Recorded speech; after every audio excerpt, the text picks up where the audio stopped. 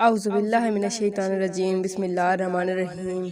अस्सलाम वालेकुम वरहमतुल्लाहि वबरकातुहू। मेरे प्यारे भाइयों और बहनों, कैसे हैं? उम्मीद करती हूँ अल्लाह पाक के फजल करम से ठीक और खैरियत से होंगे।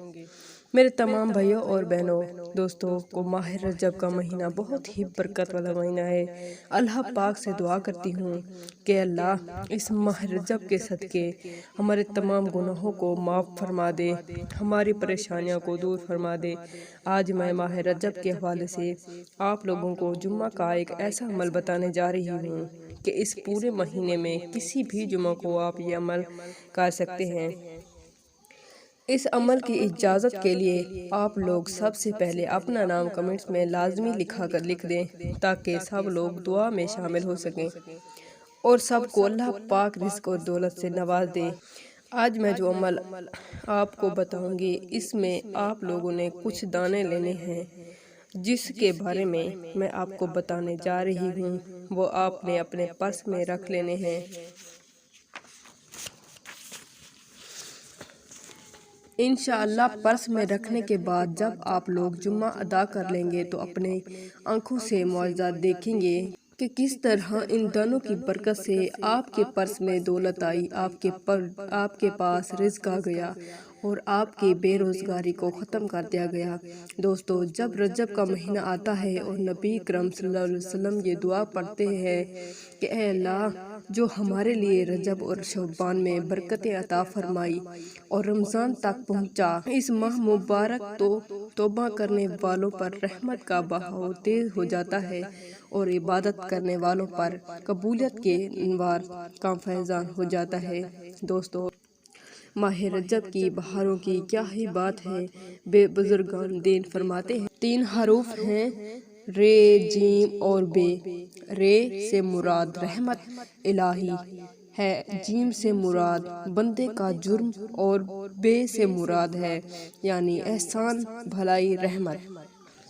अल्लाह ताला फरमाते हैं कि मेरे बंदे के जुर्म को मेरी रहमत और भलाई के दरमियान के 2 दोस्तों बसरा की एक नेक खातून ने अपनी वफात से पहले अपने बेटे को वसीयत की कि मुझे अपने कपड़े का कफन देना, कि जिसे पहनकर मैं रजब में इबादत किया करती थी। जब उस खातून की वफात हुई हो गई तो इसके बेटे ने किसी और कपड़े से कफन देकर दफना दिया। जब वो कब्रिस्तान से घर आया और देखा जो कफन इसने पहनाया था वो घर में मौजूद था, इसने घबरा कर माँ की वसीयत वाले कपड़े तलाश किए जो अपनी जगह से गायब हो गए। इतने में गायबी आवाज़ गूंज उठी कि अपने कफन वापस ले लो, जिस कफन की इसने वसीयत की थी, इस कपड़े से हमने इसको दफना दिया है। जो रजब में रोज़े रखता है, हम इसको कब्र में रंजीदा नहीं रहने देते। दोस्तों, इससे आप अंदाज़ा कर लें कि जब मैं जो कोई अमल किया जाए, जो कोई इबादत की जाए, जो कोई वजीफ़ा किया जाए, अल्लाह पाक इसको कबूल फरमा कर इसका अजर लाजमी अता फरमाता है। तो आज मैं आपको अमल बताने जा रही हूँ। इसमें आपने करना क्या है कि रजब के महीने इसी महीने में इसी ही जुमे को अमल कर सकते हैं। एक जुमा आज है और बाकी जुमे आएंगे।